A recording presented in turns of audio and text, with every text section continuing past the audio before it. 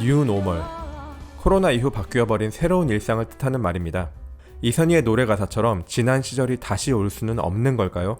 강력한 팬데믹이 휩쓸고 지나간 1721년 마르세유에서 위드 코로나 시대에 닥칠 우리의 미래를 그려봅시다. 유럽에서 가장 강력한 방역 시스템을 가지고 있던 마르세유는 1720년 여름 그랑생탄뚜안호라는 배 한 척에 의해 방역 시스템이 뚫려버립니다. 그리고 불과 1년 사이에 도시 인구가 절반으로 줄어들죠.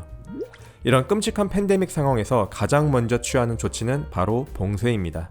코로나 지역문이 열릴 때도 그랬고 1720년 마르세유에서도 그랬습니다. 1720년 7월 31일 마르세유시 당국은 도시에 봉쇄령을 내립니다. 프랑스 정부는 더욱 철저한 봉쇄를 위해 도시 반경 60km 지역에 89개의 검문소를 설치해 병력을 파견했습니다.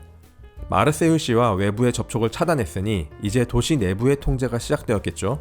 당시 방역수칙의 제일 원칙은 시민들의 이동을 최대한 자제시키는 것이었습니다. 그래서 시민들은 이동할 때 경찰서에서 발급한 허가증을 가지고 있어야 했죠. 또 다중이용시설인 학교, 교회, 시장 등은 모두 폐쇄했습니다. 감염자가 나온 집은 아예 대문에 빨간 십자가를 칠해 누구도 접근하지 못하게 완전 격리시켰으며 사망자의 집도 완전히 폐쇄했습니다. 심지어 8월 6일부터는 도시 내에 보급소 3곳을 설치해 시민들에게 식량 배급을 시작했고 치안과 위생 업무를 담당할 경찰들도 추가 배치했습니다. 이 절망적인 상황 속에서 희망을 가져오기 시작한 건 의료진이었습니다.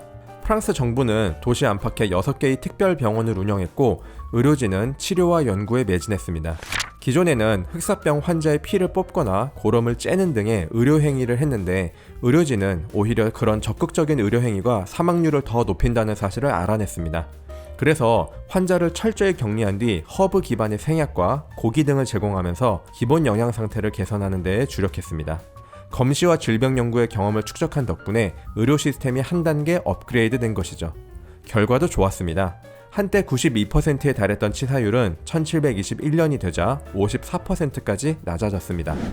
시민을 구한 것은 의료진뿐만이 아니었습니다. 수많은 의인들이 살신성인하며 사람들을 구했습니다. 그중 특히 앙리 드 벨장스와 니콜라 로즈라는 사람이 유명합니다. 앙리 드 벨장스는 성직자였는데 전염병의 최일선에서 구호 활동을 펼치고 특히 성직자로서 사망들을 위한 장례식을 치러줬다고 합니다. 니콜라 로즈는 지역 유지이자 군인이었는데 자경단을 꾸려 도시의 치안을 유지하는 데에 일조했다고 합니다. 그리고 빈민가는 시체 수거가 잘 되지 않아 길거리에 시체가 널려 있었는데 로즈는 자신이 직접 시체를 수거해 묻어줬다고 합니다. 그 과정에서 본인도 흑사병에 걸렸는데 다행히 완치되었다고 하네요. 참고로 마르세유는 아직까지도 이 두 의인을 기리고 있습니다. 벨장스는 마르세유의 한 동네 이름으로 남아있고 로즈는 마르세유 축구팀인 올랭피크트 마르세유의 홈구장 벨로드롬의 서포터 구역 중 하나의 이름으로 남아있습니다. 의료진과 민간인이 팬데믹의 최일선에서 맞서 싸우면서 상황은 점차 좋아졌습니다. 하지만 진정한 변화는 눈앞의 현실이 아니라 보이지 않는 정치 권력 층위에서 일어나고 있었죠. 마르세유는 프랑스 남부의 프로방스 지역에 속해 있던 도시였습니다. 프로방스 지역은 전통적으로 상당한 자치권이 보장되어 있었고 그중 마르세유는 지역 부르주아 4명의 부시장이 시정을 운영할 정도로 높은 자율권을 가진 도시였습니다. 하지만 1720년 흑사병의 대처를 목적으로 중앙정부는 마르세유에 군대를 파견합니다. 정부군은 2년간 마르세유를 통제했습니다. 그리고 팬데믹이 종료되자 정부군은 철수했지만 이들이 가져온 중앙 권력의 무게와 공권력의 권위는 마르세유 자치권에 이미 돌이킬 수 없는 상처를 입히고 말았죠. 또 다른 변화는 외국인에 대한 통제입니다. 그 전에도 외국인의 출입국에 대한 통제는 있었지만 1720년 흑사병 이후로 그 통제가 훨씬 강해졌죠.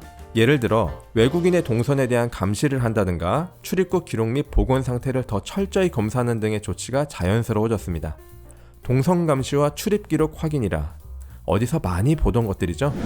팬데믹으로부터 2년 뒤인 1722년 겨울 마르세유는 봉쇄령을 풀었고 1724년이 되면 항구도 예전처럼 정상적으로 무역하기 시작합니다. 팬데믹이 끝난 것입니다. 하지만 팬데믹의 직접적인 원인을 제공한 그랑생탄뚜안호의 선장 샤토와 선주이자 부시장인 에스텔은 무죄로 풀려납니다. 흑사병은 인간이 아니라 신이 내린 벌이기 때문이라네요. 어쩌면 그 말이 맞을지도 모릅니다.